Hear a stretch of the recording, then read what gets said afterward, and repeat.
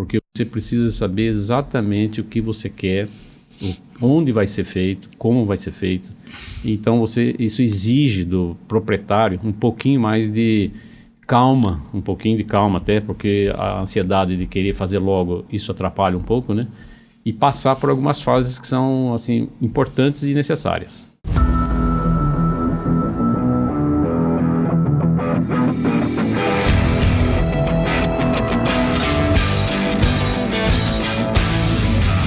No ar, Dicas da Construção Podcast, com Juarez Cavaleira.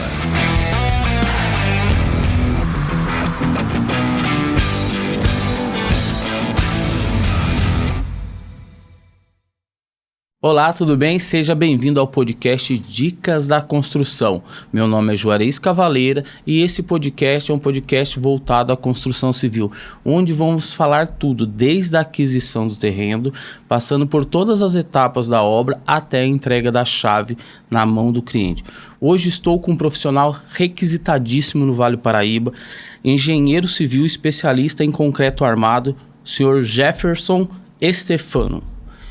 Prazer, Sr. Jefferson, é um prazer ter o senhor aqui. Gostaria que o senhor se apresentasse para a gente. Ok.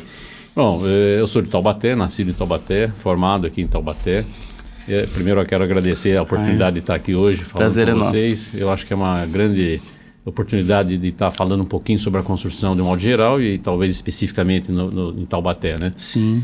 E há 40 e poucos anos atrás, quando eu fiz engenharia, eu escolhi a engenharia civil por vocação mesmo, por vontade de empreender e fazer acontecer dentro dessa área. E daí eu trabalhei em vários segmentos dentro da construção civil, né? Eu saí desde do começo na indústria. Sim. Eu sou uma das atividades que eu fiz logo no começo que eu saí da faculdade foi trabalhar no complexo nuclear. Olha que legal. Participei da construção da fábrica de elementos de combustível de urânio lá em Resende. Olha que legal. E tive uma grande experiência lá com profissionais de grande qualidade, né, que me ensinaram muito na parte de concreto principalmente. E depois eu fui seguindo outros caminhos, segmentos, passei pela indústria de execução de obras industriais, né? Certo. Depois prediais e fui para consultoria de projeto, consultoria de concreto e depois eu fui para fazer consultoria e hoje na consultoria de planejamento e execução de obras de residência de médio e alto padrão. Então, essa assim, em resumo, foi a minha trajetória nessa. Participei de vários conjuntos habitacionais populares em tecnologia, inovação usando inovação tecnológica, né? Que existe dentro da área, que é o concreto com ar incorporado, que é um segmento bastante interessante. E depois eu fui para as residências e hoje eu estou fazendo consultoria nessa área de execução e planejamento de residências de médio e alto padrão. Perfeito. Eu acho fascinante a área da construção civil, por isso que a gente trouxe esse projeto, que é o podcast, para a gente estar trazendo conhecimento, porque muitas das vezes as pessoas ela não têm esse conhecimento e por não ter esse conhecimento ela cai na mão de profissionais não tão qualificados. E aí o senhor sabe, o senhor muitas das vezes é chamado para estar resolvendo certas coisas que foi uma má contratação no começo da obra e no meio do caminho o profissional deixou a obra e o senhor tem que ir lá assumir e aí o desafio é muito grande, né? Exatamente. Hoje a construção civil ela tem assim, um aspecto bastante interessante no sentido de organizacional. Certo. Então, as obras elas têm um começo e têm um meio e têm um fim. Correto. E hoje o mais importante que eu vejo assim, os proprietários, as pessoas que querem fazer obra, que precisam fazer a sua residência, eles têm que se preparar um pouquinho para poder fazer a contratação correta. Você tem vários tipos de construção, tem vários tipos de terreno, né? Então, a análise começa lá na compra do terreno, até um pouquinho antes, talvez, na contratação de um bom arquiteto. Porque você precisa saber exatamente o que você quer, onde vai ser feito, como vai ser feito.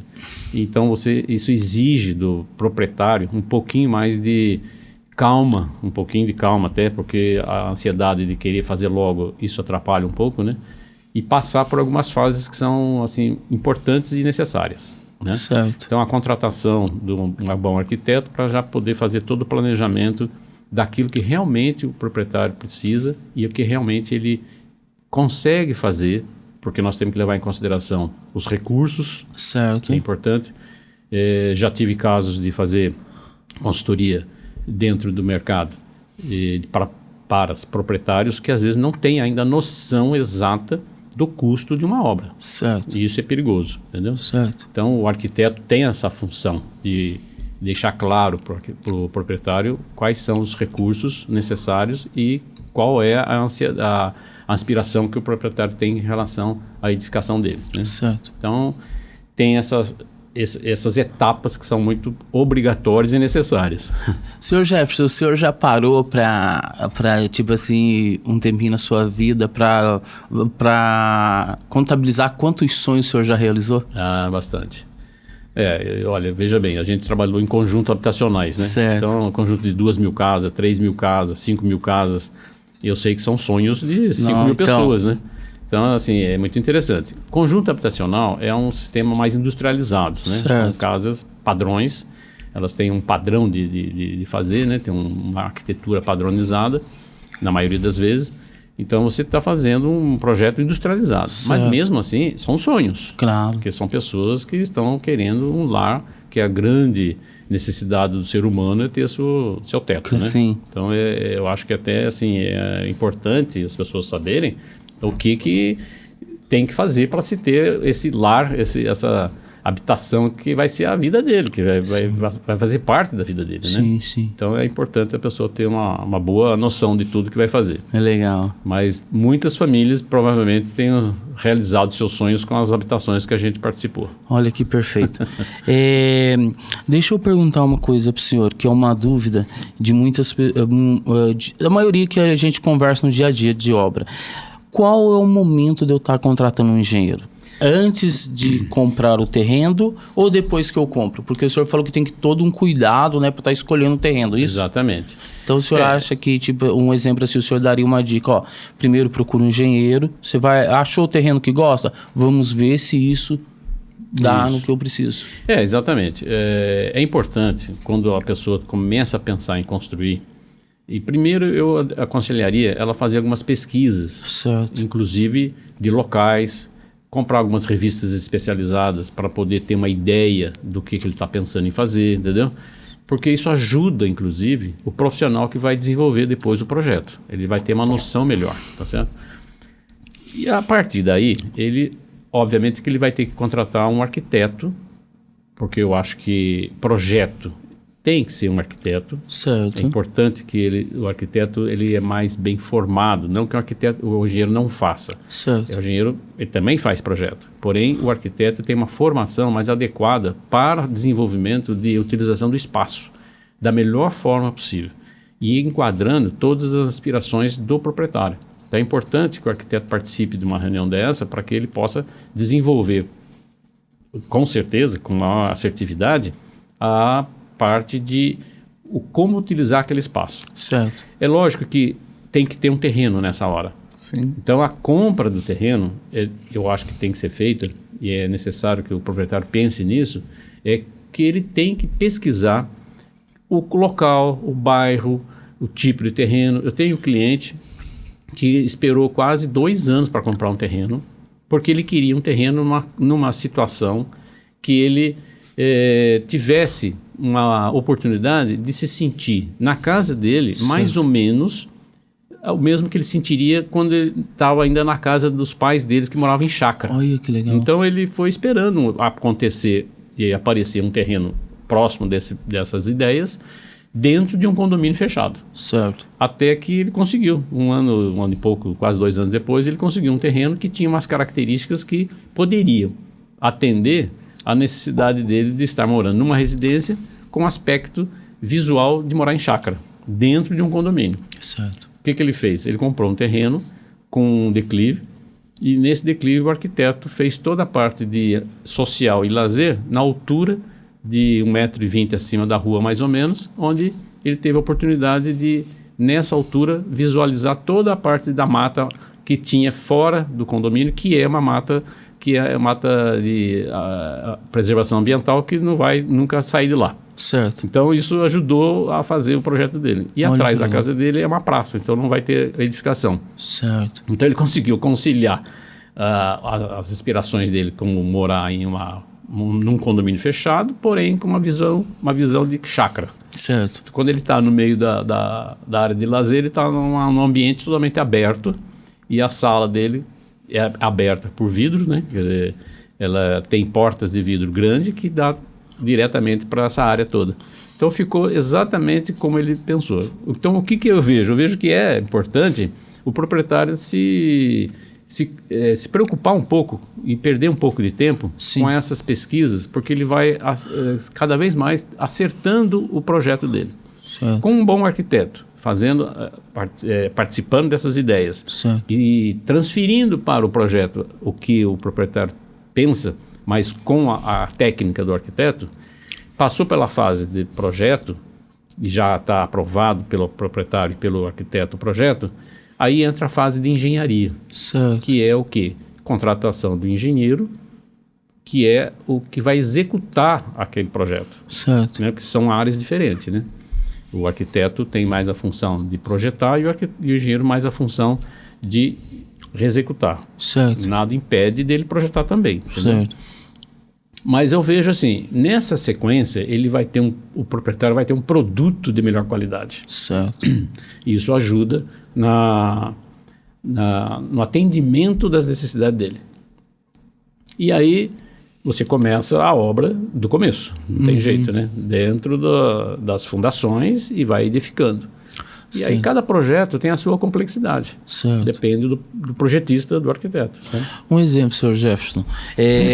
Eu cheguei na etapa assim de escolher o terreno, certo? Eu cheguei lá, escolhi o terreno, chamo o engenheiro fala, tá ok, dá para fazer o que eu imagino fazer. Depois da aquisição do terreno, comprar tudo certinho, chego com o meu engenheiro, quais são as próximas etapas? Então, depois de aprovado o projeto, nós temos Nem chegou a ser. Eu chamei o Sr. Jefferson, aí o terreno é esse, agora está com o senhor. Quais são as etapas percorridas até chegar à construção? Então, é a compra do terreno, certo, e depois um levantamento plano altimétrico para conhecer como é que esse terreno é.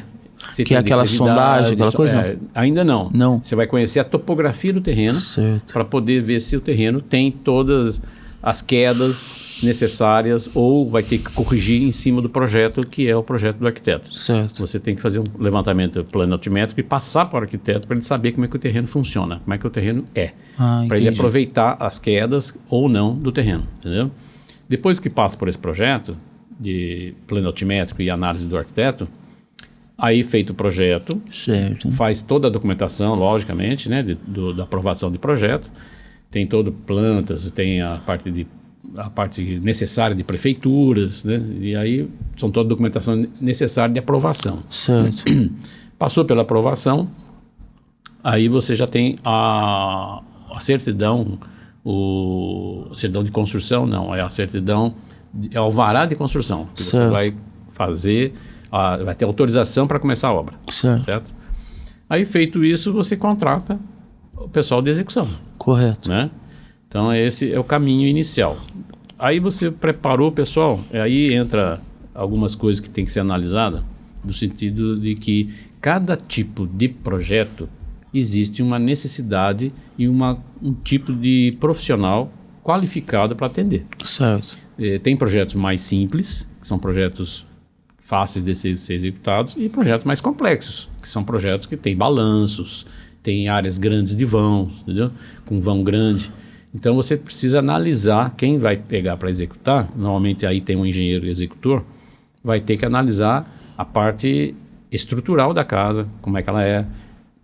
Obviamente que quando chega na execução, todo o projeto estrutural, elétrico, hidráulico, saneamento, né? Ar-condicionado, gás, tudo tem que estar projetado, porque o executor não projeta, Certo. ele executa. Então, os projetistas, eu tenho obra que tem 8 projetistas. Olha que legal. Porque tem o projetista de fundação, tem o projetista de estrutura, tem o projetista de instalações hidráulicas, elétricas, de saneamento, né? De ar-condicionado, de gás, que são profissionais diferentes. Então, tem edificações que necessitam desses profissionais. Tem outras que nem tanto, entendeu? Certo. Então, nós temos que analisar o projeto e chegar a essa conclusão. Chegou a essa conclusão, senta com o proprietário, normalmente quem vai executar, e analisa todos esses segmentos dentro da construção. E aí nós vamos qualificar os profissionais. Certo. Tá? Qualificou, todo mundo já sabe quem vai fazer cada serviço, cada projeto está definido, os materiais estão definidos, né? Os caminhamentos dentro da obra, das tubulações está definido.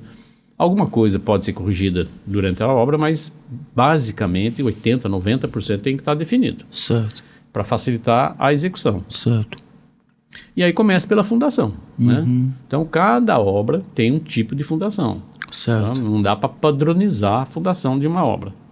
E nós estamos falando em obras residenciais. Certo. Mas se você sai de obras residenciais e vai para outro segmento, predial, industrial, ou seja lá o que for, uma ponte, cada uma tem a sua fundação. Certo. A fundação é um dos pontos mais importantes de qualquer edificação. É o que vai dar a garantia da solidez da obra, certo? E você muda. Por quê? Porque muda o solo. Certo. Não existe padrão de fundação. Existem tipos de fundações, mas cada solo, com cada carga que vem do prédio, necessita de um tipo de fundação.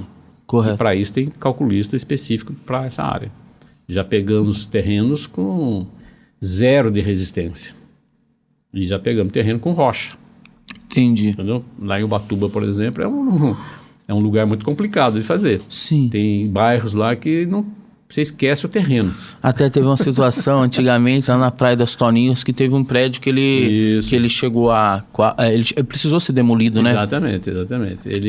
Aquele prédio, coincidentemente, eu estava numa reunião na Caixa Federal, num simpósio, Certo. e foi citado aquele prédio, e a pessoa da Caixa que estava fiscalizando, né, acompanhando aquela obra, contou o que aconteceu.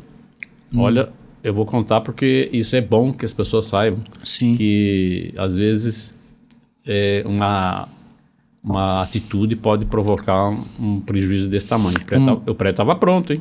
Sim. Quando teve um problema, né? Mas ali aconteceu o seguinte: existia o projeto de fundação, correto, projeto de pilares, pilotis, que é onde tem a garagem, né? Certo. Correto, no projeto estrutural, correto, tudo certo. Só que na execução, por falta de conhecimento e de alguém responsável pela execução, que não estava contratado, segundo eu soube lá nesse simpósio, foi contratado só o empreiteiro. Certo. Então o empreiteiro, olha o tamanho da confusão que ele fez. Ele fez o pilar no tamanho correto, porém com alvenaria. Nossa. E só encheu o meio que sobrou de concreto. Então, o tamanho do pilar batia, mas era alvenaria. Certo. E ele encheu o meio. Quer dizer, ele praticamente não teve pilar. Ele fez um enchimento em alvenaria. Certo. O que aconteceu? O peso do prédio, depois de pronto, esmagou o pilar, que era um pilaretezinho. Certo. O resto era alvenaria. E por isso caiu.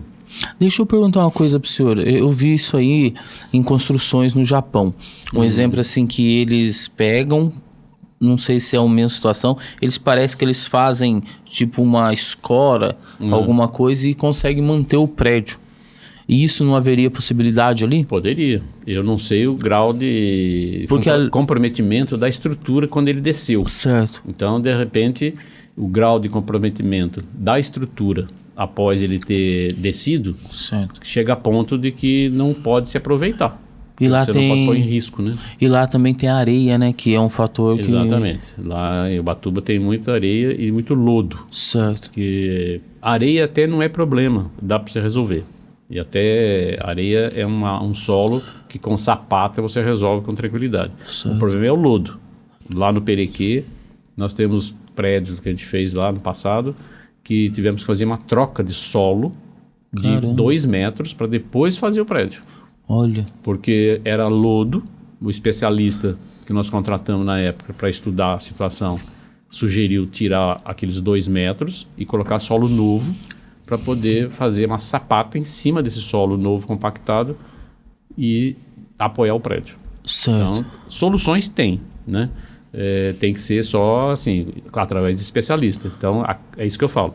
Cada tipo de obra, para cada tipo de terreno, nós temos que fazer uma análise mais profunda com sondagem e outros recursos, que é para poder ter exatamente qual vai ser a saída técnica para dar segurança e estabilidade à edificação. Certo, eu preciso que o senhor me dê uma dica, que isso é uma dúvida de várias pessoas que a gente tem contato. Qual é a dica que o senhor daria para não ter o demora no documento? Tipo, tanto na aprovação do condomínio como da prefeitura. A dica que o senhor tem que consiga fazer isso aí ser rápido. Sim, não é nada complicado. Tudo é muito simples. Existe a regra do condomínio, que a pessoa tem que ter. Correto. E a legislação municipal que diz o que tem que ser feito. Certo. Então, seguir essas 2 regras.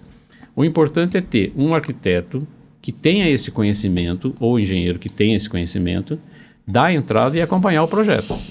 Então, assim, não tem nada que seja complicado. Certo. É só ter esse conhecimento que está escrito na norma, é só ler, interpretar e fazer o que está pedindo. Certo. Então, você tem o seu projeto, você tem as normas, você segue todos os vãos, afastamento, você tem os recuos, você tem as áreas de iluminação, a área de ventilação, é tudo determinado em norma. Então, é só seguir as normas e, logicamente, que o arquiteto ou o engenheiro que projetar tem que ter esse conhecimento e fazer conforme está ali. O que acontece na burocracia? A burocracia são pessoas que estão ali para tomar as decisões de aprovação, de análise e tudo mais, dentro dos órgãos. Nesse caso, de modo geral, leva assim de 2 a 3 meses no máximo você ter um projeto aprovado. Correto. Em alguns casos, demora mais.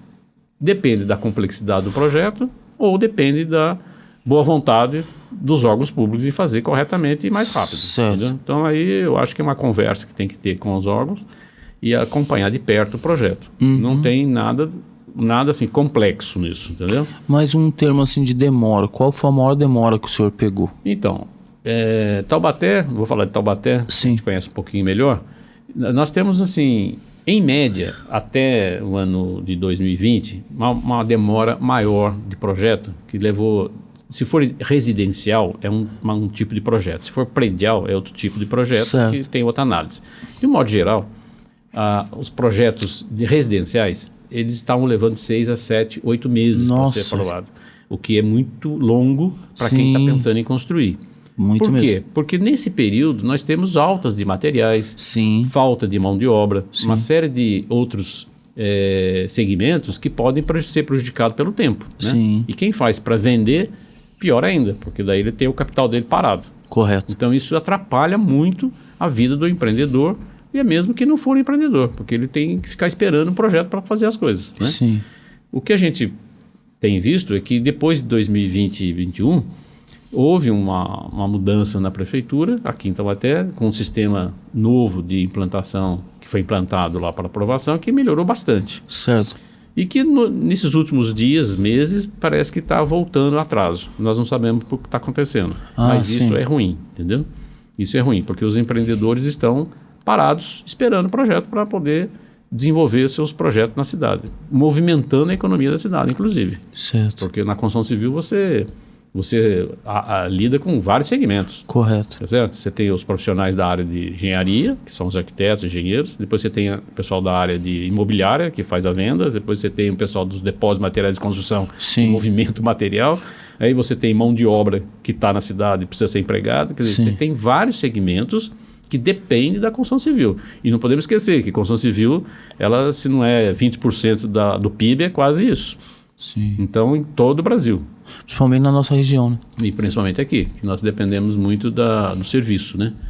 Então, assim, eu vejo que é uma grande preocupação nossa da área do empreendedorismo na região, de Taubaté principalmente, e que os projetos saiam mais rápidos da prefeitura para poder gerar os empregos e gerar a movimentação econômica no município, que é inclusive bom para a prefeitura, né? Correto. Porque ela arrecada. Sim, sim. Então, circulando mais mercadoria, é mais imposto também que será arrecadado.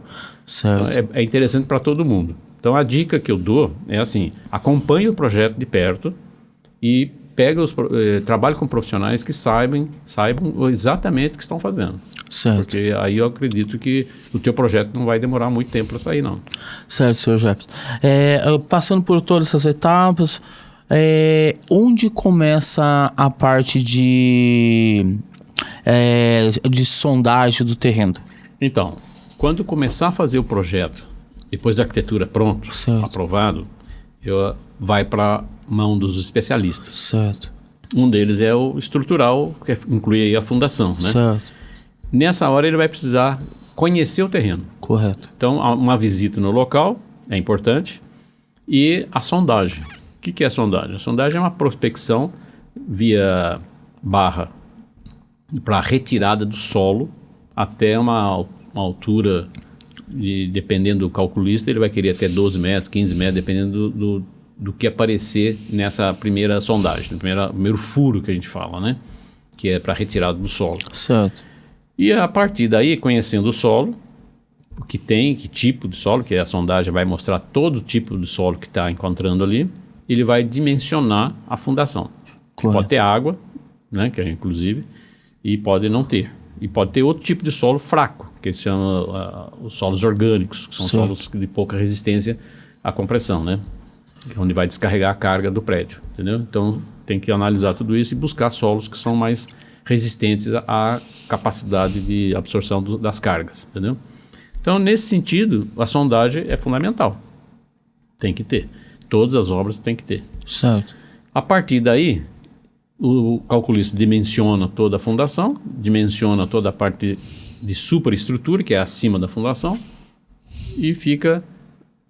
Nessa hora, ele conversa com os outros profissionais de outras áreas, porque existe um entrosamento de uma interface que tem que ser pensada entre sistemas, subsistemas que a gente chama, de outras áreas, elétrica, hidráulica, ar-condicionado, forração de gesso, se for o caso, uma série de outros serviços que tem que estar em conjunto desenvolvendo ou pelo menos trocando ideias para poder amenizar possíveis problemas na execução. Certo. Então é muito importante isso. Existem projetos, sistemas de informatização, né, informática, que um deles é o BIM, que é um sistema integrado, né? Pegando esse gancho do senhor, um episódio anterior teve o pessoal do BIM aqui, que é o senhor Samuel, da Pronto Engenharia, o senhor Regiel. Que legal. Então eles vão estar aí também, a gente vai conseguir, e o BIM é muito interessante, né? O BIM foi uma ferramenta criada, segundo a história, por causa das obras de Dubai. Sim. Dubai tinha obras muito sofisticadas, obras muito desafiadoras, tanto no solo, como no subsolo, como na parte de superestrutura, né?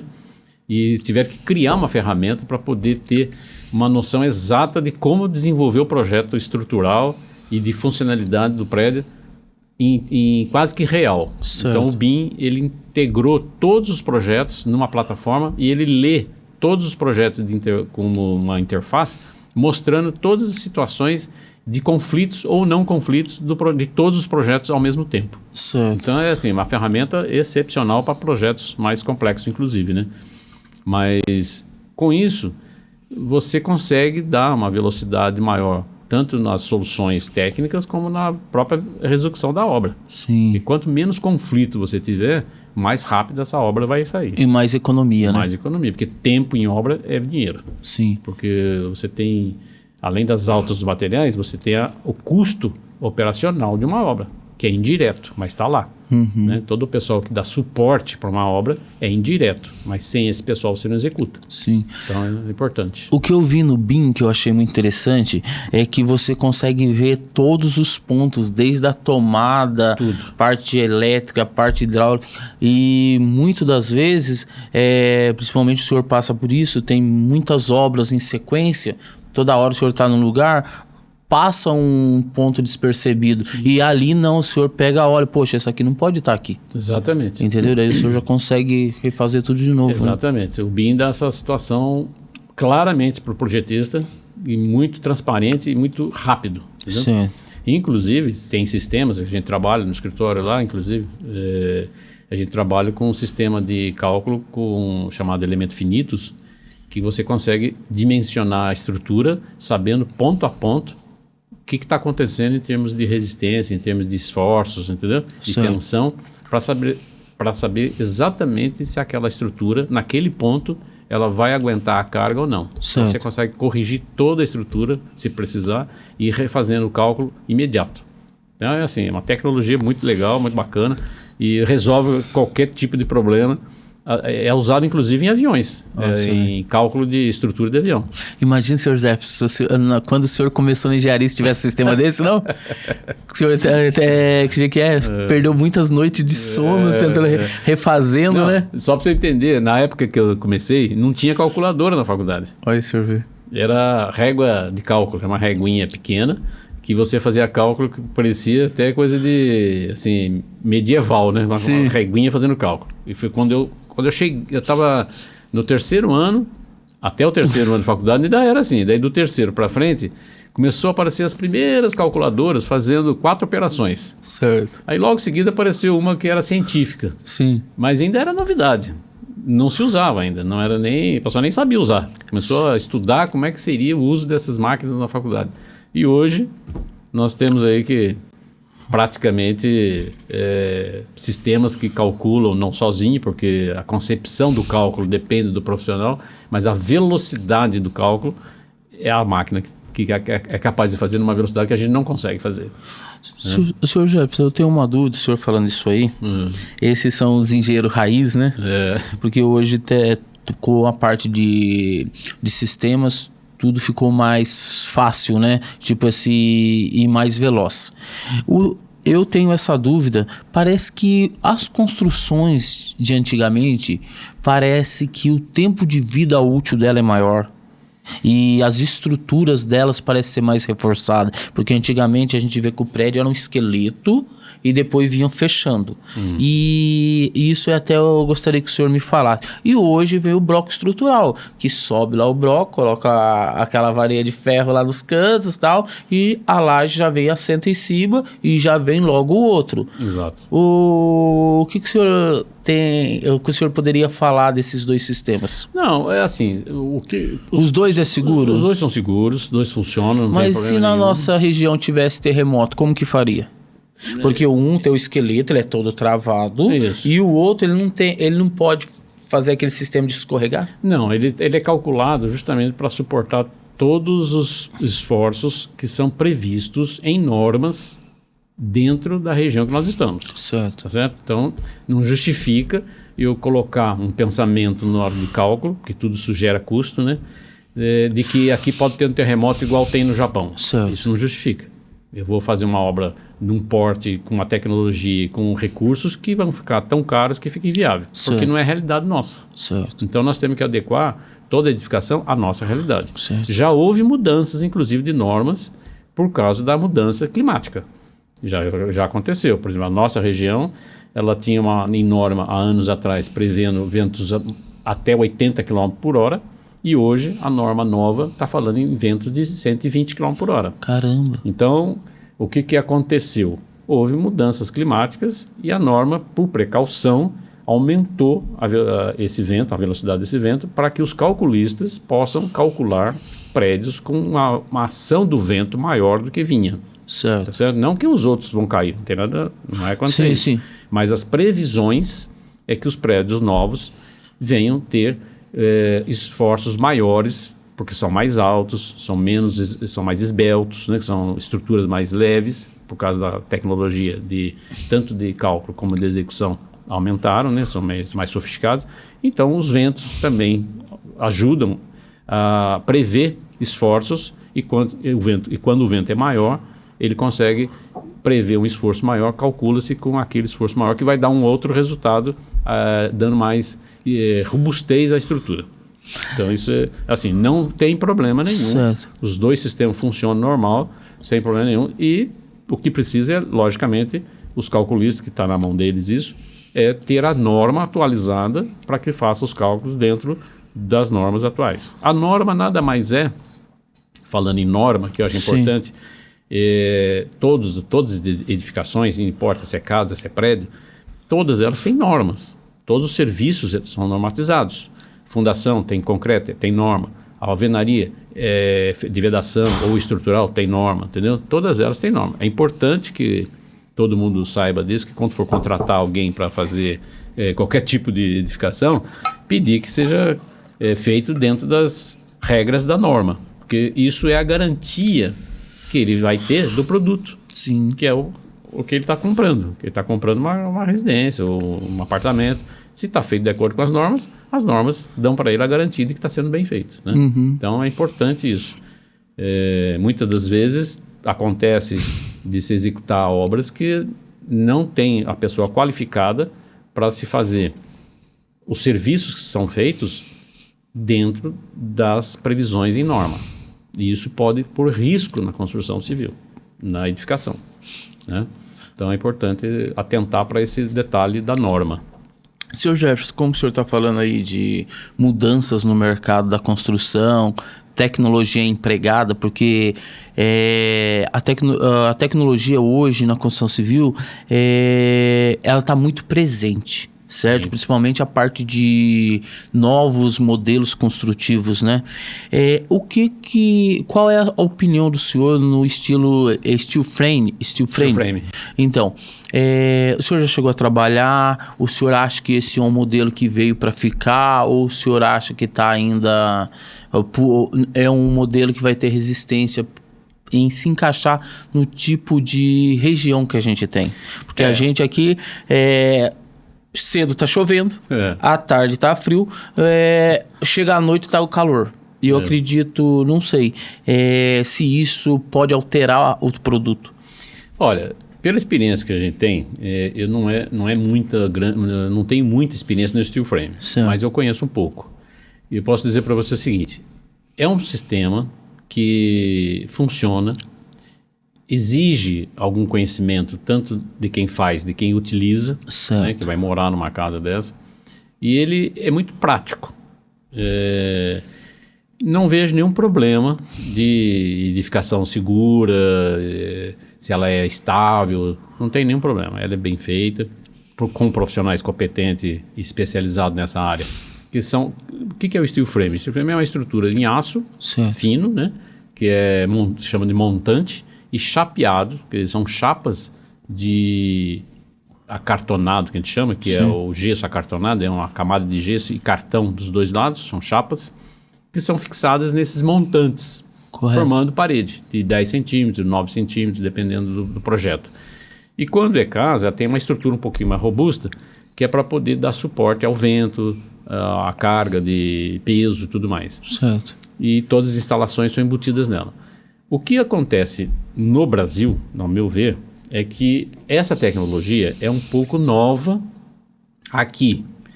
E existe um problema cultural. Sim. Nós no Brasil não estamos ainda preparados para utilizar certos tipos de tecnologia.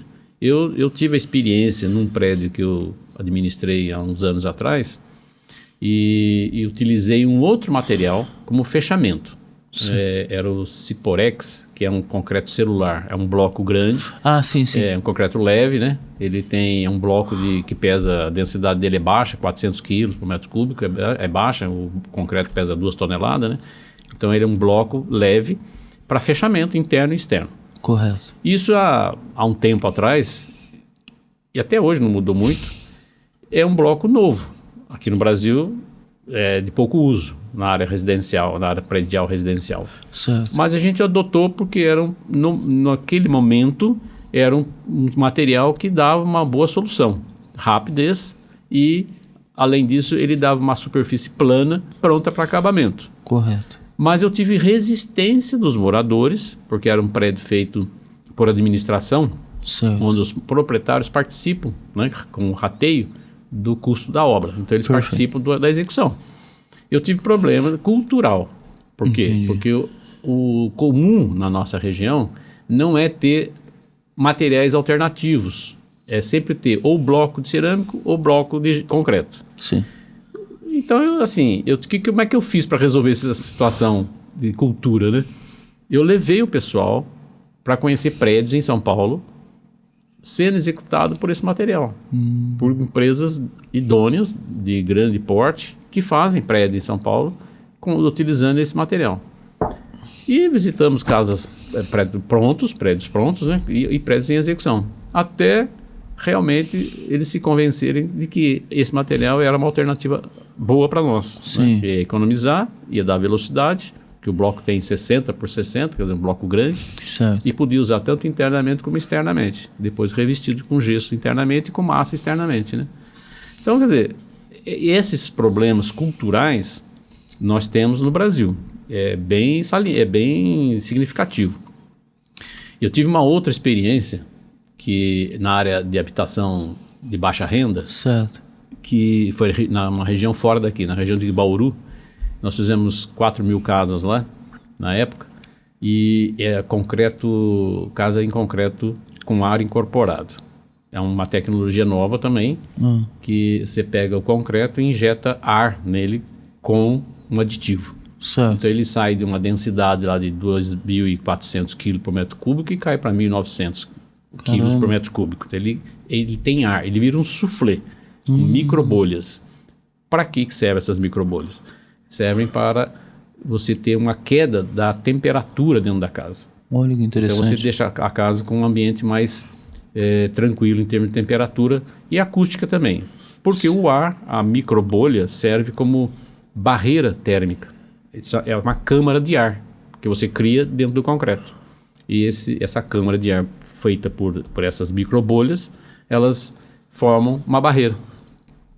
Essa tecnologia foi desenvolvida aqui em Taubaté, inclusive. Olha que interessante. Aí eu fico feliz, hein? Foi aqui em Taubaté que foi desenvolvida por uma empresa que hoje está em Guará, mas ela desenvolveu todo o processo, inclusive os componentes químicos para fazer isso, e existe esse processo hoje. Que legal. Está sendo usado em alguns lugares no Brasil. Eu estou só dando consultoria quando o processo existe, com ar incorporado, para poder a empresa desenvolver o sistema no local. Certo. Eu faço isso de vez em quando tem esse projeto. Que legal. E nesse sistema, que é concreto, olha, eu estou falando de concreto armado, porque tem tela de aço dentro dessa parede. Essa parede tem 10 centímetros de espessura e toda a casa é construída de uma vez só. Então, ela é industrializada praticamente. Deixa eu só pegar um gancho. É parecido com aquelas casinhas brancas de São Luís ou não? Que não, quando caiu a... aquela lá é uma outra tecnologia que é com PVC. Isso, e dentro concreto. Isso, exatamente. É totalmente diferente. É diferente. Aquela lá tem a parede feita em PVC oca, depois enche essa parte oca com concreto. E o PVC fica como acabamento. É interessante também. Certo. É um processo que está aí no mercado, mas ainda tem uma resistência na aquisição desses projetos, desses sistemas, né? Esse do concreto, você veja como é que é a cultura. Naquela região de Bauru, nós tivemos resistência absurda em fazer a casa em concreto. Sim. Você veja que eu estou falando de concreto, não estou falando de bloco. O bloco é vazado. Esse concreto é maciço praticamente, né? Porque é uma microbolha, você nem vê. Quanto que é a parede? 10 centímetros de espessura. É um bloco de 10. Exatamente. Só que é maciço, né? Praticamente maciço e armado. Uma resistência absurda. Aí o pessoal de venda das casas vieram falar comigo se a gente tinha, como é que podia fazer para resolver esse problema cultural, que as pessoas não estavam aceitando aquele material. Certo. Eu falei, vamos fazer o seguinte, vamos criar uma situação lá no stand de venda, colocando paredes comuns e essa parede. Nós vamos criar uma paredezinha de 1 metro e vamos mostrar como é que funciona. E vamos deixar uma marreta lá de 5 quilos para a pessoa bater. Você está ficando louco? Eu falei, não, é assim que a gente mostra como é que funciona as coisas. Sim. Na construção civil é muito Santo Tomé. Você tem que mostrar, porque senão o pessoal não acredita. Verdade. Viu isso todo dia. Aí nós criamos a parede lá e colocamos a marreta. O pessoal vinha, estudava, mas eu nunca vi isso, né? Não, nunca viu, mas você quer... Qual é a sua dúvida? Não sei como é que funciona. Aguenta, não aguenta? Resiste, não resiste? Você vê aquela marreta ali? Pode bater nas 3. Mas se quebrar, não tem problema. Tá aí para quebrar mesmo. Sim. O que acontecia? Ele batia na de bloco, desabava. Sim. Uma paredinha, né? Batia na de bloco de cerâmica, desabava. Batia na de bloco de concreto, quebrava também. Aí ele batia na parede de concreto, marcava só o martelo, a marreta, onde bate, ficava só uma marca. E ele batia 2, 3 vezes para ver se quebrava. Sim. E não quebrava. Aí eu falei para ele, tá vendo? A diferença é essa. Aos poucos a gente foi convencendo o pessoal de que aquela novo método construtivo funcionava e aguentava o suficiente. E aguenta mesmo, a gente sabe disso, né? Mas o leigo às vezes não sabe. Então tem que fazer umas coisas desse tipo assim para poder mostrar que é possível e mostrar que resiste. E hoje já se faz grandes quantidades de habitação com esse sistema, entendeu? Tem o que tem ar incorporado e o que não tem ar incorporado. Tem o concreto convencional e o concreto que tem esse aditivo para incorporar o ar. Então tem os 2 sistemas hoje, a pessoa escolhe. O que muda é que com o ar incorporado você tem um controle um pouco maior para fazer do ar. E o não incorporado você pode colocar diretamente. Lógico que com ar você vai ter uma habitação um pouco mais adequada em termos de temperatura e sem ar ela esquenta um pouco mais porque existe um índice chamado índice de transmitância térmica que faz com que a temperatura externa chegue mais rápido lá dentro. Certo. E com ar ela chega mais lento, então dá tempo de esfriar. Certo. Então ela não chega com a mesma intensidade. Sim. Essa é a diferença. Tem muita casa feita com os 2 sistemas e tem gente morando um pouquinho mais de calor e outra um pouco menos de calor dentro de casa. Essa é a diferença. Certo. Pelo que eu percebi, Sr. Jefferson, não adianta ser um bom engenheiro se não for um bom vendedor, não tiver a expertise de convencimento, né? Que foi o fato que o senhor acabou de falar, né? Se não tivesse a parte da demonstração de como funcionava, as pessoas não iriam entender porque é um sistema novo, inovador e pelo que o senhor falou, veio para ficar, né? Exatamente. Além desses 3 sistemas que nós falamos, né? O senhor vê alguma outra tendência vindo para o mercado? Sem dúvida. A construção civil não para. Ela está sempre modernizando, está sempre atualizando, novas tecnologias. É assim, um ramo fascinante porque ela evolui muito rápido, né? Embora, assim, a evolução é rápida, mas a absorção dessa evolução demora um pouco, porque envolve volumes grandes de recurso e envolve preparação da mão de obra, né? Sim. Mas está vindo, está chegando. Hoje nós temos já vários segmentos aí, várias construções em sistemas modernos. Hoje, vou falar hoje o que eu estou vendo assim de mais moderno, são casas feitas com impressora 3D. Caramba! Aqui no Brasil já? No Brasil está chegando, ainda não tem. Mas já tem fora do Brasil impressora 3D fazendo casa. Certo. Entendeu? Ela lógico que é um equipamento grande, né? Que é como se fosse uma impressora. Ela trabalha com uma argamassa adequada, é uma tecnologia da argamassa também que faz isso, né? Certo. Que consegue fazer a parede na espessura necessária, fazendo com que o carro da impressora solte essa argamassa nas paredes onde estão sendo construídas de acordo com o projeto. Que interessante. Então ela, em questão de 4 horas, ela levanta uma casa em, sei lá, 70 metros quadrados em 4, 5 horas. Olha que ela interessante. Ela consegue levantar uma casa, depois vem o acabamento todo, tem que fazer, mas ela levanta. Então, tá seguindo esse caminho. Acredito que no futuro vamos ter aqui conjuntos habitacionais feitos com impressora 3D. O senhor falou um fator muito importante. Ó, para o senhor ver como que é o mercado da construção. Tem 2 vertentes. No caso do senhor, muita tecnologia. No meu caso, impermeabilização. Né, cara, o senhor sabe que eu sou dono da Rei da Manta Impermeabilização. O mercado, desde quando começou, está até hoje. você não vê mudanças. Hoje o que eu vejo assim, de mais moderno na impermeabilização é a borracha líquida. E a gente não vê nada assim para substituir a manta asfáltica que fala, olha, briga de pau a pau. O único que está brigando ali próximo é a borracha líquida. Eu acredito que vão surgir novos materiais em breve, entendeu? E vejo assim, lógico que eu digo que a construção tem alguns pontos que são fundamentais e de grande responsabilidade e que tem que tomar um cuidado muito mais atento, que é a fundação, a estrutura, Sim. Né, que faz parte da fundação, que eu chamo de superestrutura e infraestrutura, e a impermeabilização. Por quê?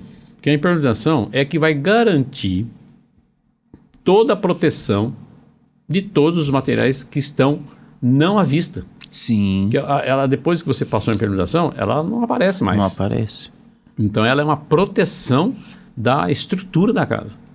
Então é de fundamental importância que quem utilize e que faça que nem você faz, e principalmente os proprietários tenham a visão de que os materiais que estão lá aplicados na estrutura têm que ser protegidos por uma impermeabilização de boa qualidade. Sim.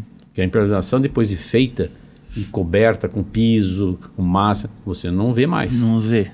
Mas é disso, fundamental ela você tá trabalha ali. com isso, você sabe disso.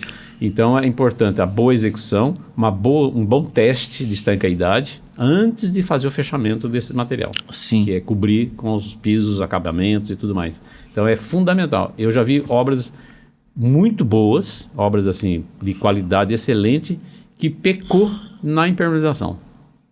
E hoje essa obra ela está feia, ela está desgastada, ela não tem durabilidade, ela está apresentando patologias que vão ser difíceis de arrumar e caras de fazer a arrumação, porque deixou a impermeabilização assim, não feita com uma qualidade que deveria ser feita.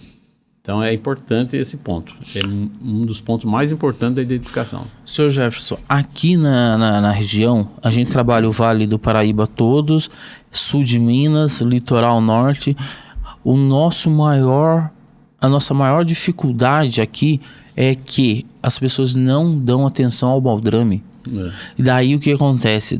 Não dá atenção, você tenta explicar, você apresenta, você leva para eles alguns cases de sucesso que, poxa, ó, aqui funcionou, essa área não tem mais problema com esse produto.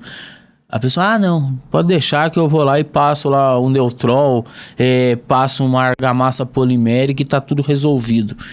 Porém, quando há fissura, que lá sobe a água. E daí, depois, a casa tá linda, quando vê, começa a vir aquela infiltração ascendente, começa perto ali da janela e fica estourando tudo naquela região. Geralmente fica tipo 1,20 m, né? Exatamente. E não passa disso, mas ali já causou já um transtorno violento pro dono da casa. E daí ele chama você. Ô, Juarez, vem aqui que eu tô com...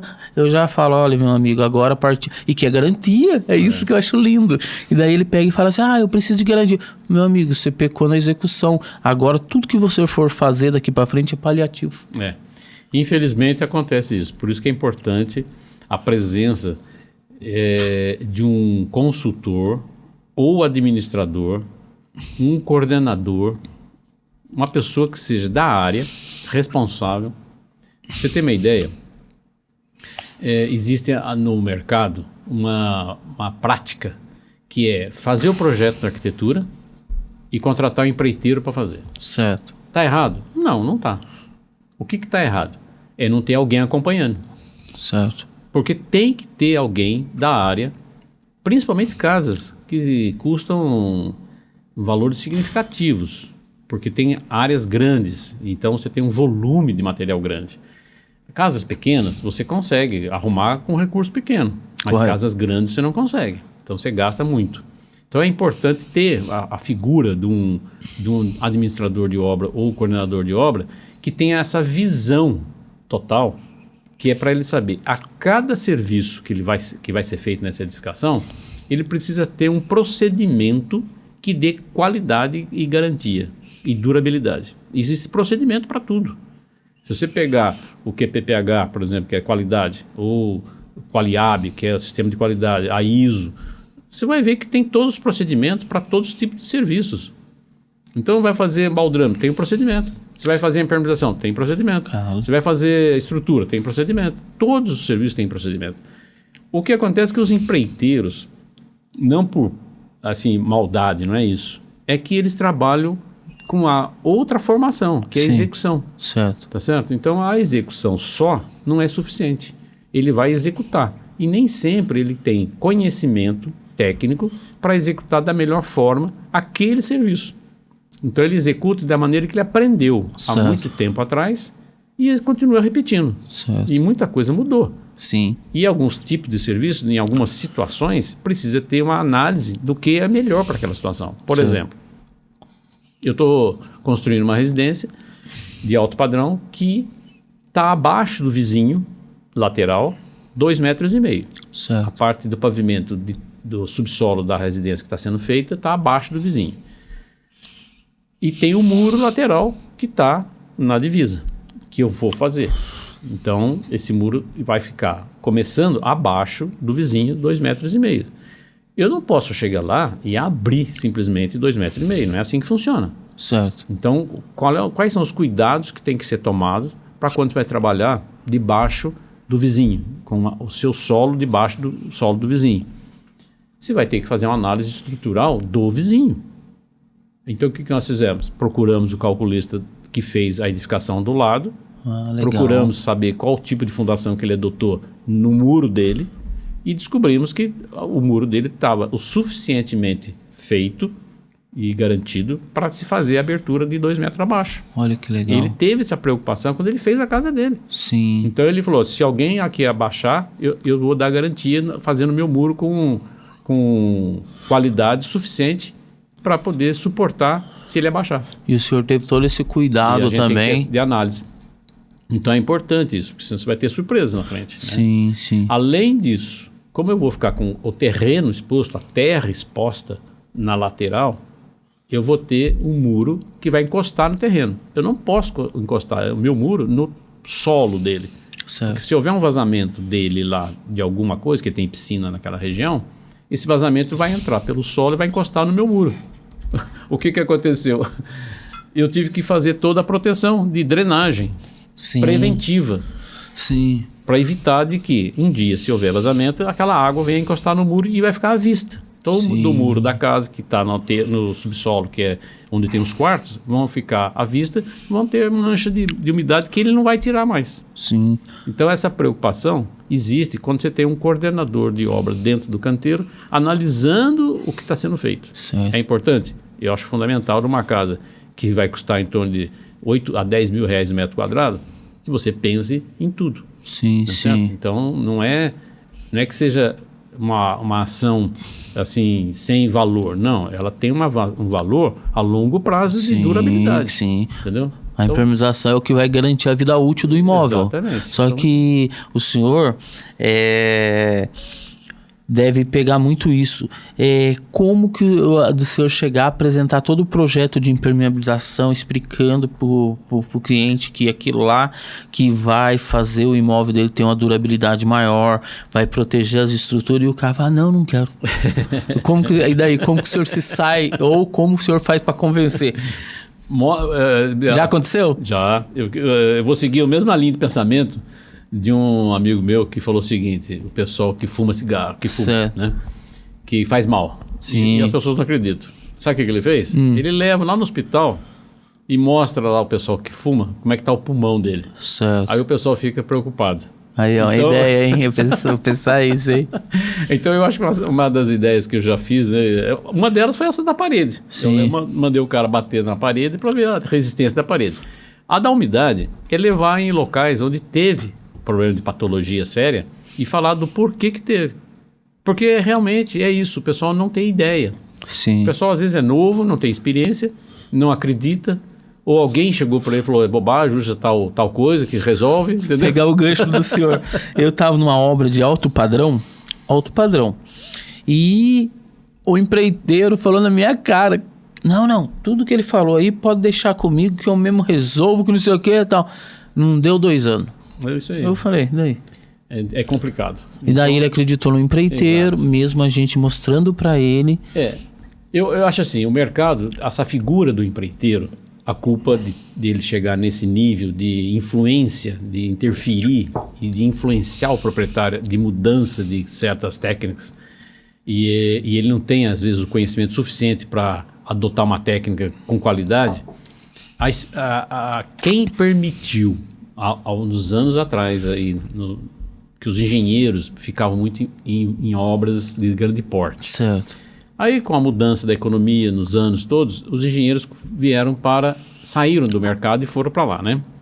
Aí, com a mudança do mercado, os engenheiros saindo do mercado e indo para as grandes obras, deixou uma figura chamada empreiteiro, que era um pedreiro experiente. Certo. Esse pedreiro experiente se tornou empreiteiro. E ele não tinha muito acesso ao engenheiro. Certo. Então, o que aconteceu? Ele perdeu um pouco o conhecimento. O engenheiro não estava mais presente, estava nas grandes indústrias, e o pedreiro virou o empreiteiro. Então, ficou uma figura que tinha pouco conhecimento fazendo obra. E ele começou a ganhar espaço, porque ele executa. Ele executa, de qualquer forma ele executa. Certo. E ele entrega. O produto vai ser entregue. Está lá pintadinho. Porém, ele não está utilizando as melhores técnicas porque ele não tem esse conhecimento. A culpa disso acontecer, infelizmente, foi do engenheiro e arquiteto dos anos passados, lá há 30, 40, 50 anos atrás. Certo. Que deixou esse profissional em seu lugar, sem qualificação, e criou a figura do empreiteiro. Certo. E os proprietários não sabem que isso aconteceu, acham que o executor é o empreiteiro. O empreiteiro é a mão de obra, ele não é o executor. Certo. Ele fornece mão de obra. Então, quem executa tem que ter o conhecimento, e que aí entra o engenheiro novamente. Certo. Entendeu? Então, esse fato que ocorreu no passado criou essa situação. O que eu sugiro, que eu tenho comentado com os grupos que a gente discute sobre isso, é que a gente eduque. Sim. Tem que educar, tem que dar conhecimento. Sim. Tem que fazer Senai, tem que aprimorar conhecimento. Sim. Então, tem obras que tem até grupo de estudo com o pessoal de obra para dar conhecimento, entendeu? Grandes obras, eu já trabalhei em grandes obras nesse sentido, a gente tinha escola dentro da obra. Pegando esse gancho, foi maravilhoso isso aí que o senhor falou. O senhor acha que isso vai precisar ser feito daqui para frente?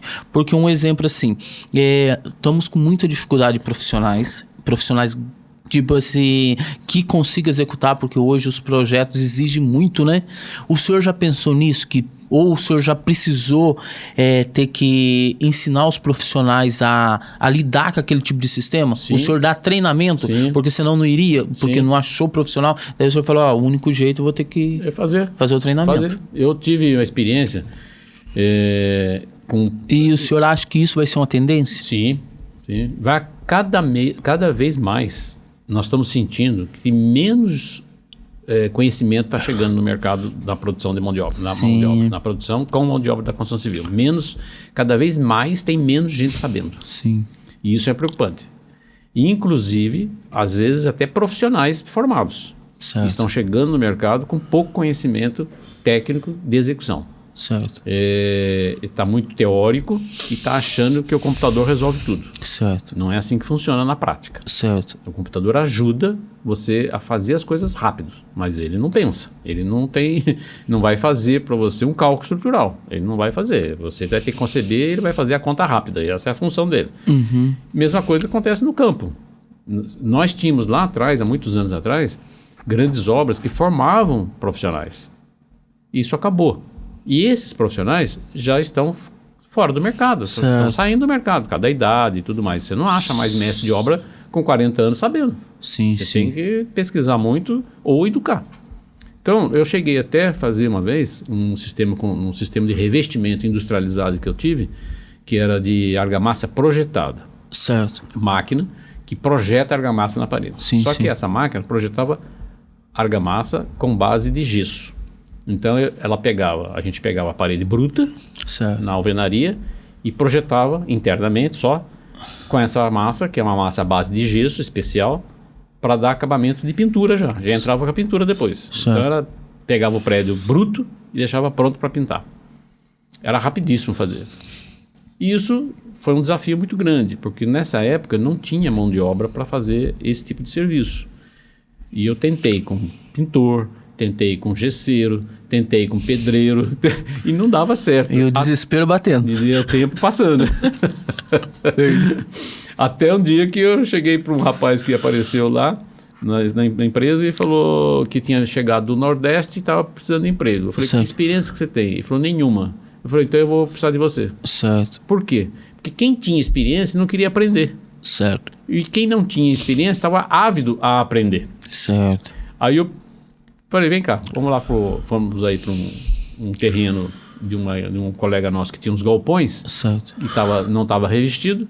Ele cedeu para a gente fazer o teste e fazer treinamento lá. A gente acabou fazendo o treinamento dele e dos irmãos dele, 4 irmãos. Ai, que legal. Que vieram do Nordeste sabendo zero de construção civil.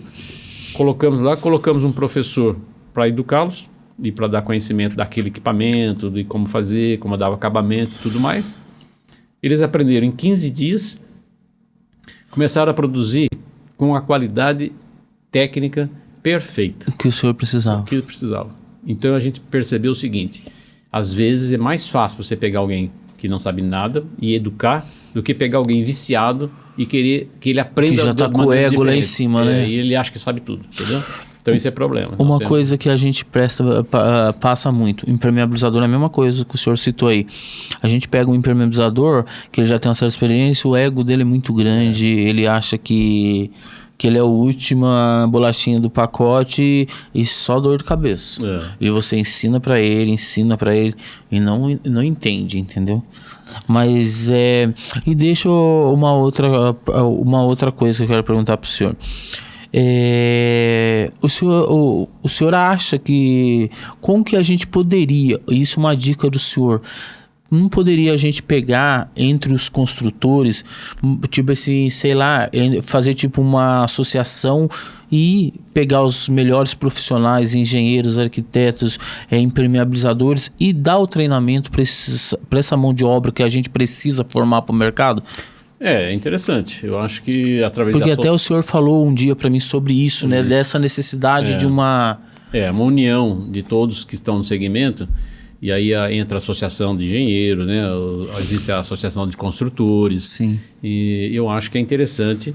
E no passado já existiu isso, de formação, mas eu acho que não foi à frente, não está ainda ativo como deveria estar, que eu acho que precisa colocar um pouco de interesse nesse processo de todos os profissionais para eles perceberem que qualificando melhor a mão de obra, eles vão ter melhores resultados, né? Menos prejuízo, satisfação do cliente maior, né?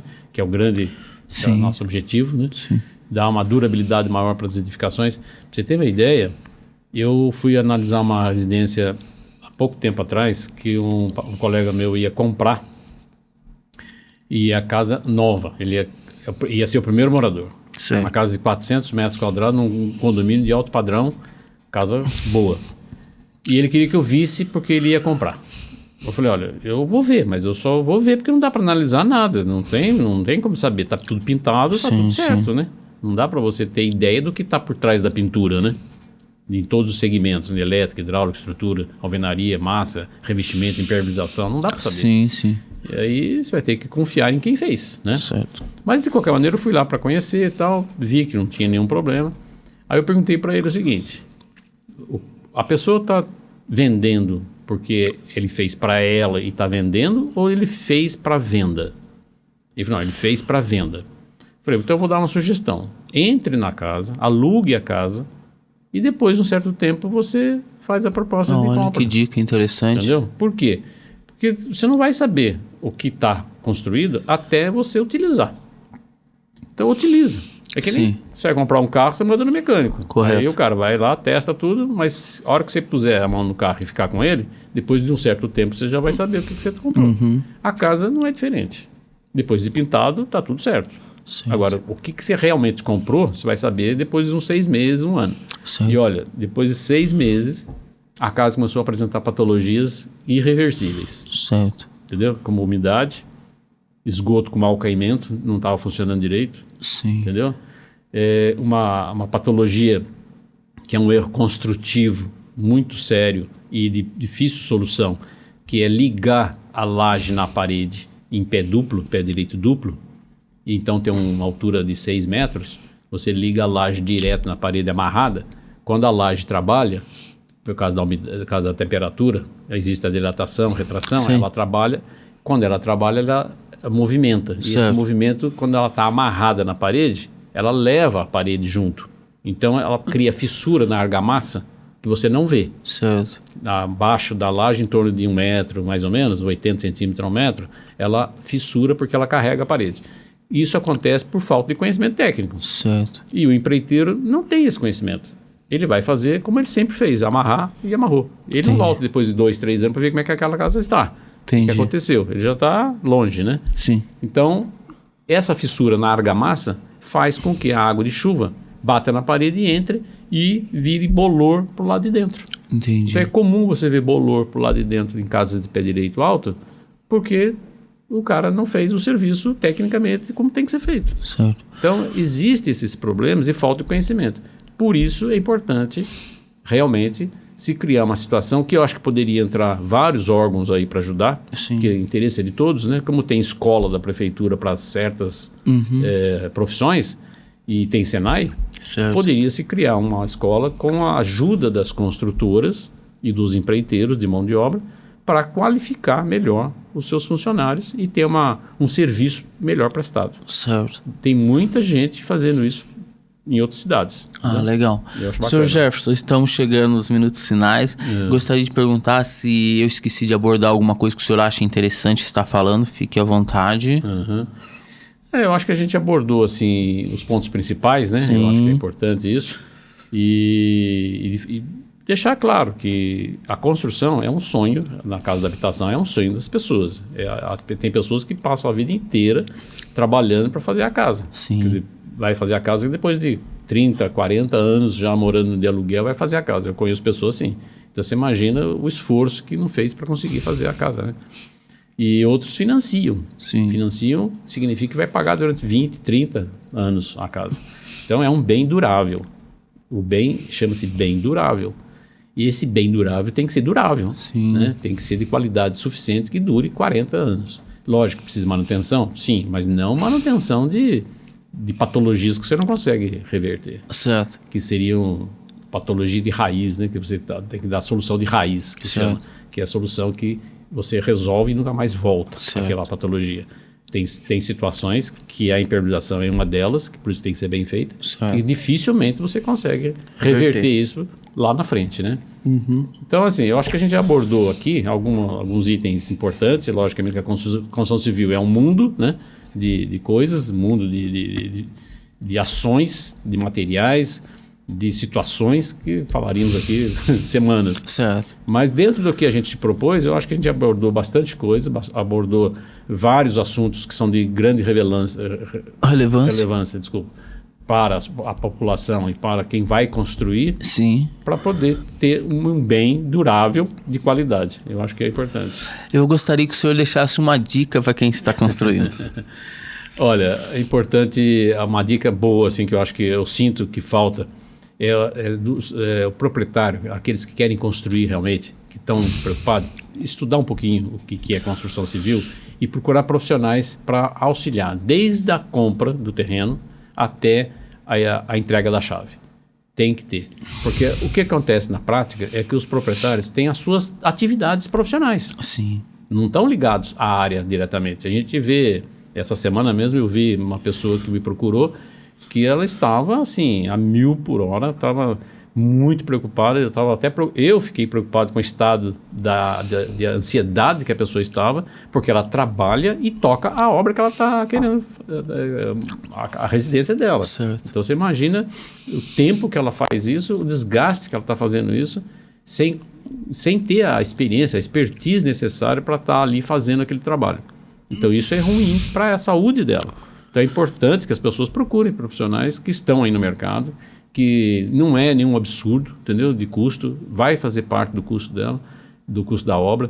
é importante esse custo sair, porque se economiza quando você trabalha com profissionais de boa qualidade. Correto. Eu tenho uma obra que a gente participa, que por análise estrutural da casa, e está fazendo uma proposta de mudança estrutural da casa, a gente economizou para o proprietário só com a mudança estrutural, com o consentimento do arquiteto, inclusive, a gente fez uma mudança estrutural na casa e economizamos quase 15% do valor da obra. Caramba! Por causa do sistema construtivo que foi adotado. Então, certo. São coisas que a gente tem experiência e consegue fazer e que levam em benefício o proprietário, dá benefício para o proprietário. Certo. Então, o custo de uma pessoa para fazer uma coordenação, uma administração, é muito pequeno em vista do benefício que a pessoa vai ter. Então, é importante ele ter a tranquilidade de ter alguém vendo, que sabe o que está fazendo, que mantém as informações claras e transparentes para que ele saiba o que está sendo feito,